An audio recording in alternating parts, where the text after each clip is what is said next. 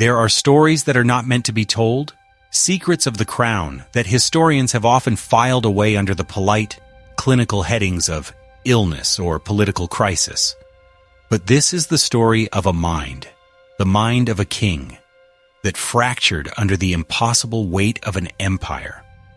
Imagine a figure, old and blind, with a long white beard, pacing the cold corridors of Windsor Castle, the sound of a phantom harpsichord echoing in his deaf ears.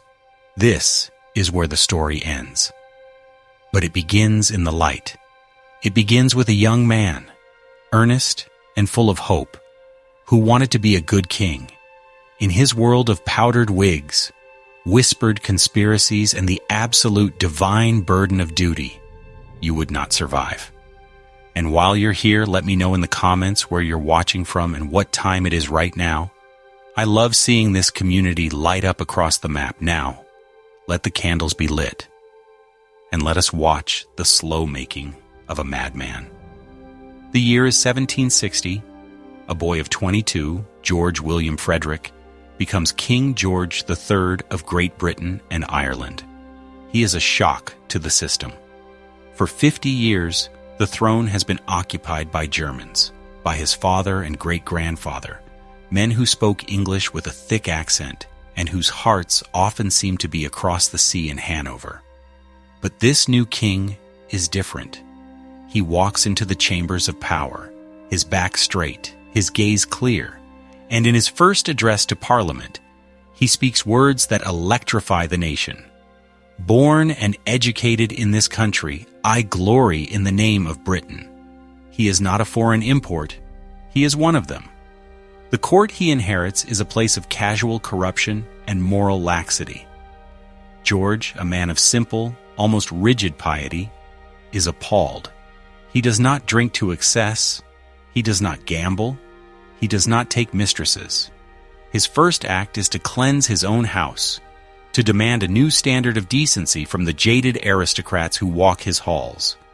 He is a reformer, a man with a powerful sense of duty, who believes that the crown is not a prize, but a sacred, crushing responsibility. He spends hours at his desk, poring over state papers, his quill scratching late into the night. He wants to know everything, to control everything, not for his own glory, but for the good of his people. His life requires a queen, and one is found for him. A 17-year-old German princess, Charlotte of Mecklenburg-Strelitz. She is not a famed beauty. She is plain, nervous, and speaks no English when she arrives on the shores of her new kingdom. George meets her for the first time on their wedding day. But what begins as a cold, political arrangement blossoms into one of the great royal love stories. He is utterly devoted to her. They share a love of music and a quiet domestic life, producing 15 children. In the stability of his family, George finds an anchor, a private world of order and affection that stands in stark contrast to the chaos he is about to face. The empire George inherits is a global superpower, victorious in the 7 Years' War, a conflict that has left Britain master of North America and India. But the victory has come at a staggering cost.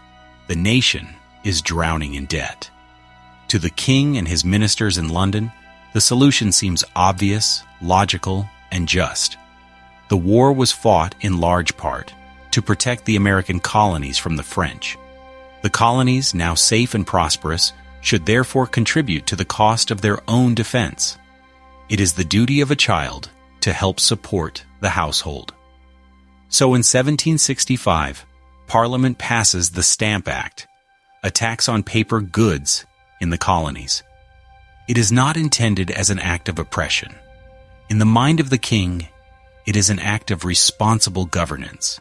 But across the Atlantic, 3,000 miles of ocean have created not just distance, but a different kind of man, a different way of thinking. The news of the tax is received not as a request, but as an assault. They are Englishmen, they cry, and Englishmen are not taxed without their own consent, without representation in Parliament. The colonial response is a violent, shocking fury that George cannot comprehend. In Boston, a mob loots the home of the lieutenant governor. In towns and cities up and down the coast, effigies of royal officials, and sometimes of the king himself, are hung from trees and set ablaze. George reads the dispatches from America with a growing sense of bewilderment and anger. He is their king, their protector. He has acted, he believes, with the best of intentions. This is not a political protest. It is sedition. It is a personal insult, a profound act of filial ingratitude that strikes at the very heart of his ordered, dutiful world. This political crisis coincides with a deeply personal one. In the same year, 1765, the king suffers his first significant bout of illness.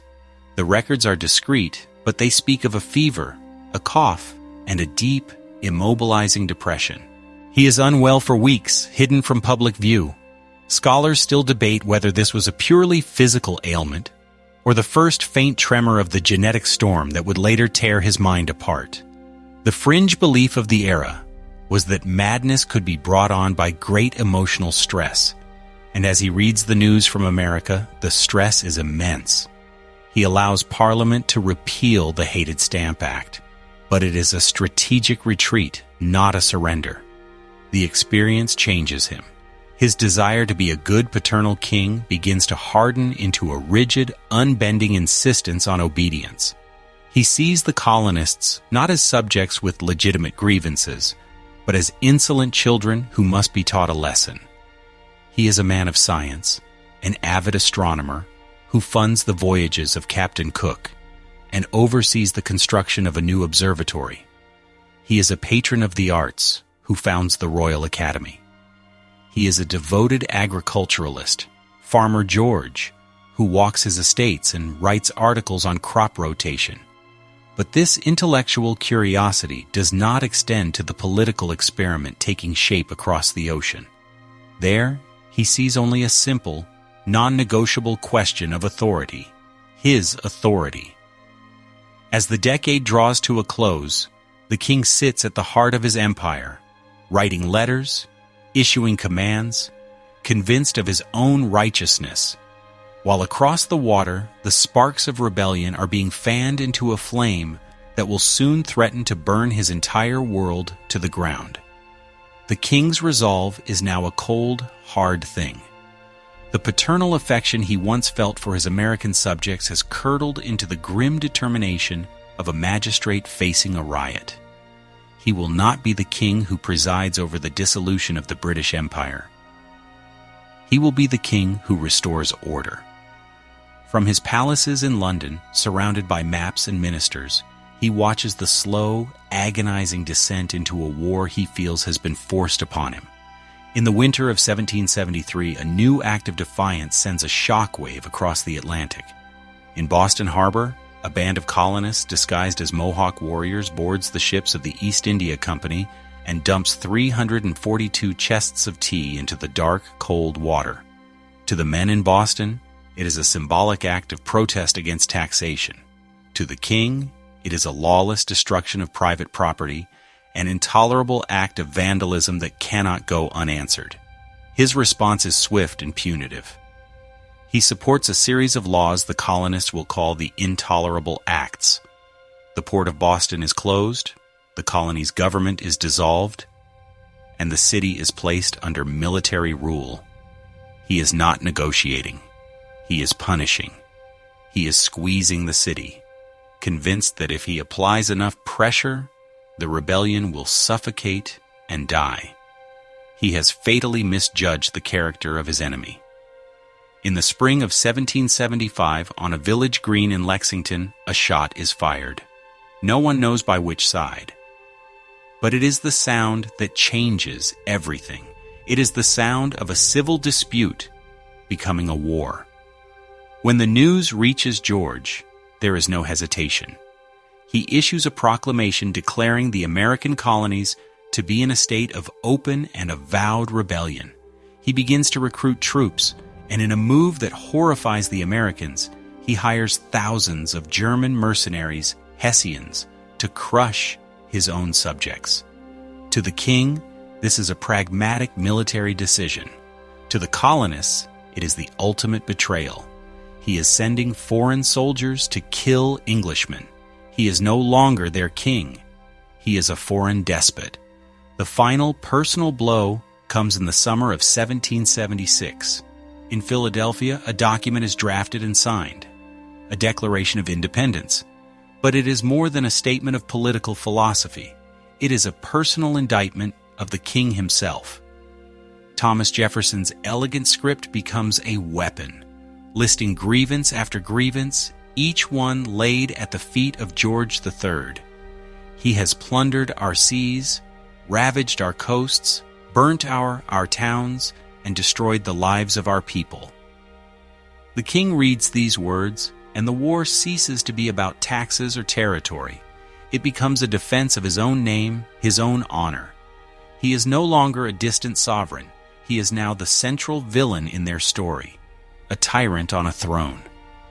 He obsesses over the war, micromanaging every detail, his handwriting filling the margins of dispatches, his mind consumed with troop positions and supply lines. He cannot let go. The war is now a battle for his own identity. For a time, the might of the British military seems overwhelming, but the colonies are vast, the war is long, and the enemy is fighting on their own soil for their own cause. Then, in 1781, comes the news that breaks his world. At a place called Yorktown, the main British army in America, trapped and besieged, has surrendered. When the Prime Minister, Lord North, receives the dispatch, he paces his room in agony, crying, "Oh God, it is all over." For the king, the news is a physical blow. The war is lost. America is lost. The jewel of his empire has been ripped from his crown. In his private despair, he writes out a draft of his own abdication, a document that speaks of his utter defeat. He is persuaded by his advisors to stay, but something inside him is irrevocably broken. The king who gloried in the name of Britain is now the king who has lost America. The public humiliation is followed by a private collapse. 7 years after the surrender at Yorktown, in the autumn of 1788, the storm that has been gathering in the king's mind finally breaks. It begins subtly. He is more agitated, more talkative. Then, one evening at dinner, he suddenly attacks his son, the Prince of Wales, grabbing him by the collar and slamming his head against the wall. The king's madness is no longer a secret. It is a terrifying, public spectacle. He talks for hours, for days, without sleep, his voice growing hoarse, foam flecking his lips. The words tumble out, a torrent of nonsense, of memories, of fantasies. He claims to have met Frederick the Great of Prussia, who has been dead for 2 years. He weeps, he rages, he sings. The physicians of the day are utterly baffled. They are men of science in an age of ignorance, and their treatments are instruments of torture. Believing the madness is an imbalance of the body's humors, they attempt to bleed it out of him. They apply burning poultices to his skin to raise painful blisters. When he becomes violent, he is strapped into a restraining chair for hours, a prisoner in his own palace. For centuries, his condition was posthumously diagnosed as porphyria, a rare inherited blood disorder that can affect the nervous system. But today, many medical historians argue his symptoms more closely match those of a severe bipolar disorder, a tragic, cyclical madness for which there was no name and no cure. While the king raves in his padded rooms, a new, colder drama unfolds in the halls of Parliament. His eldest son and heir, the extravagant and dissolute Prince of Wales, sees his father's insanity as an opportunity. He begins to conspire with opposition leaders to have the king declared permanently incompetent. He wants power.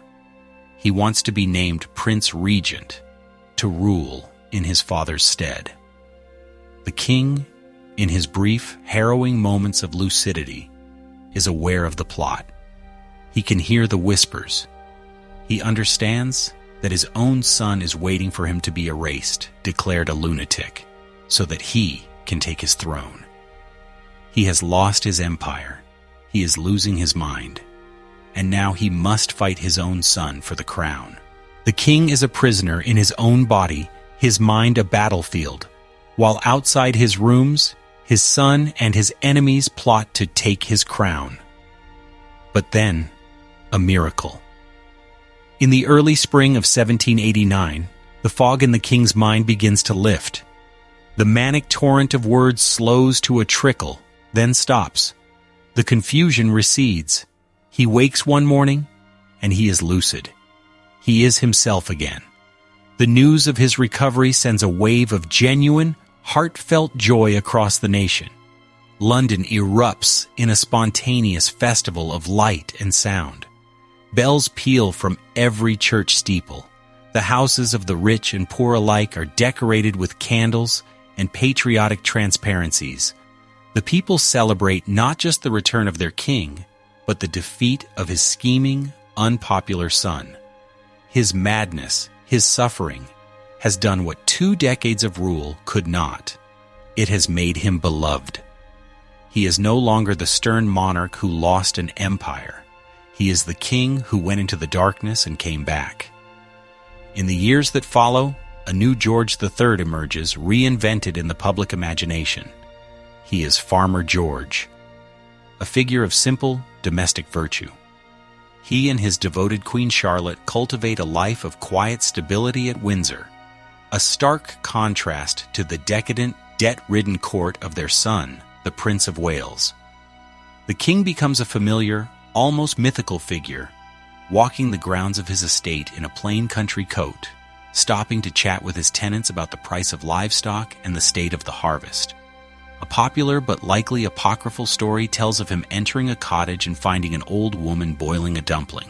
Mystified, he asks how the apple got inside, a tale that cemented his image as an endearingly simple, down-to-earth man. He has become the patriarch of his nation, a symbol of British steadfastness. But as the king finds a new peace, the world outside his tranquil kingdom is convulsing. Across the English Channel in 1789, the French Revolution begins. At first, it is a source of optimism for many in Britain, a nation that prided itself on its own constitutional monarchy. But as the revolution grows more radical, as it devours its own children in the Reign of Terror and sends its own king and queen to the guillotine, optimism sours into profound horror. The chaos in France is a terrifying vision of a world turned upside down, a world without kings, without God, without order. And George III, by his very existence, becomes the living symbol of everything the revolution seeks to destroy. The stubborn tyrant of the American imagination is recast as the heroic defender of tradition and stability against a tide of atheistic, bloody anarchy. Britain is plunged into a new war, a conflict with revolutionary France that will last for more than 20 years. This is not a distant colonial struggle. It is an existential fight for survival against an ideology that threatens to sweep across Europe. The king is at the heart of the war effort, a rallying point for patriotic fervor. But the long years of conflict take a terrible toll. His life is under constant threat. An assassin tries to shoot him in his box at the Theatre Royal. Another attacks his carriage with a stone. He works relentlessly, but the foundations of his own life are cracking. His beloved family, the source of his greatest comfort, becomes a source of profound grief. His sons accumulate scandalous debts and enter into disastrous, illegal marriages. The quiet domestic bliss he has so carefully cultivated is shattered by their recklessness. The pressure mounts year after year, and in 1801, the old enemy returns. The illness comes back, a terrifying echo of the past. The frantic, ceaseless talking, the confusion, the violent delusions, all of it resurfaces. The brutal treatments are resumed. He is once again imprisoned in a straitjacket, his body tormented in a desperate attempt to cure his mind. He recovers, but he is diminished. His eyesight, which has been failing for years, grows worse. He is now partially blind, a shadow of the robust man he once was.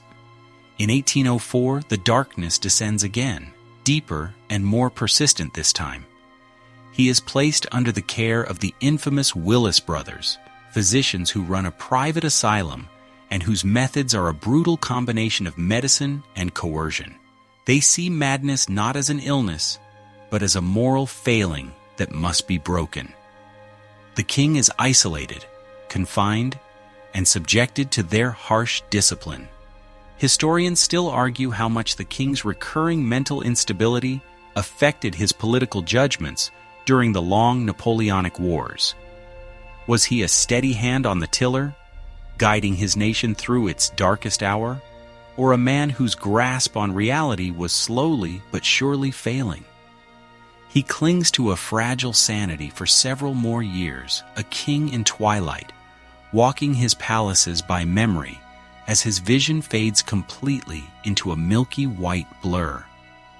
The final, unbearable blow comes in the autumn of 1810. His youngest and most cherished daughter, Princess Amelia, dies a slow, agonizing death from tuberculosis. The king, now blind, visits her every day, his grief absolute. Her death is the emotional weight that his mind, already so fragile, cannot bear. It snaps. He plunges into a profound and irreversible madness from which he will never emerge. The Regency Bill, which he had fought off so fiercely 2 decades before, is passed by Parliament. His son is finally given the power he has craved for so long. Farmer George, the beloved patriarch, the defender of the faith, is gone. In his place is a blind, raving old man, a king in name only, trapped in a gilded cage, as the world he once ruled moves on without him. The year is 1811. The Regency is law. King George III, the third longest reigning monarch in British history, is now a ghost in his own life. The business of the nation, the grand spectacle of the court, the entire machinery of power, now revolves around his son. For the old king, the world has shrunk to a set of padded rooms in Windsor Castle, a gilded cage where he will spend the final decade of his life wandering through the ruins of his own mind. He is completely blind. The world is a tapestry of vague shapes and shadows, then nothing at all. He becomes increasingly deaf, the sounds of his attendants and his own frantic music fading into a muffled, watery silence. He is left alone in the vast, echoing country of his own consciousness. His days are a strange and tragic pantomime. He wears a purple dressing gown, his long white beard, once unheard of for a king, growing down his chest until he resembles a biblical patriarch. A King Lear raging against a storm only he can see. His delusions are his only companions. He holds conversations with ministers who have been dead for decades. He issues commands to phantom armies. His most persistent and heartbreaking fantasy is that his beloved daughter, Amelia, is not dead. He believes she is simply waiting for him in Hanover, married and happy, and that he will soon join her. Music, his lifelong passion, is his last remaining solace. He sits for hours at his harpsichord, his blind fingers flying across the keys. The music sometimes beautiful and coherent, at other times dissolving into a frantic, discordant chaos that echoes the state of his mind. While the king talks to ghosts, the world he can no longer see is being forged in fire and blood. The long war with France reaches its brutal climax. In 1815, at a place called Waterloo, the Duke of Wellington achieves a victory that will define the century. The great enemy Napoleon is finally and utterly defeated. Britain is the undisputed master of Europe, a global hyperpower at the dawn of its imperial age. The news is met with delirious celebrations in London, but at Windsor, The king in whose name the war was fought and won has no idea. The greatest triumph of his reign passes by him, an unperceived whisper. Scholars debate the extent to which the public was aware of the true, grim nature of the king's final confinement. Was he a pitied national treasure or a political inconvenience, a mad relic hidden away while a new modern Britain celebrated its glory? The final human connection is severed in 1818. His wife, Queen Charlotte, his devoted companion for 57 years, dies. She has been his steadfast anchor through war, revolution, and the first terrifying bouts of madness. In his lucid years, he adored her. Now, in his oblivion, her death is a non-event. He is not told. He does not attend her funeral. He continues to speak of her as if she is still alive, one more phantom in the crowded population of his imagination. He is now utterly alone, the last island of his memory having been washed away by a relentless tide. His final days are a slow, quiet fading. He is frail, cared for by attendants who are strangers to him. On the 29th of January, 1820, at the age of 81, his body finally gives out. His reign has lasted 59 years, 3 months, and 2 days. It is a staggering length of time, a reign that has seen the birth of the United States, the death of the old French monarchy, and the dawn of the Industrial Revolution.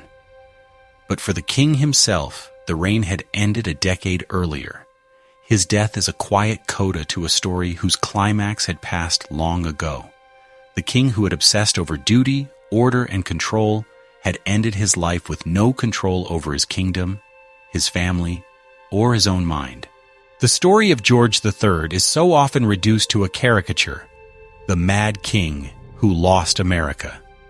He has become a footnote of tyranny in the triumphant story of a new nation's birth. But the man was far more complex than the caricature allows. He was a patron of the arts and sciences, a devoted husband and father, and a king of profound, if rigid, conviction. He ruled through an age of almost unimaginable upheaval, a hinge point in human history, and he did so while battling a terrifying, misunderstood illness that periodically stole his reason. His is a story of the collision between the personal and the political, a tale of how a man's private demons can echo in the fate of nations.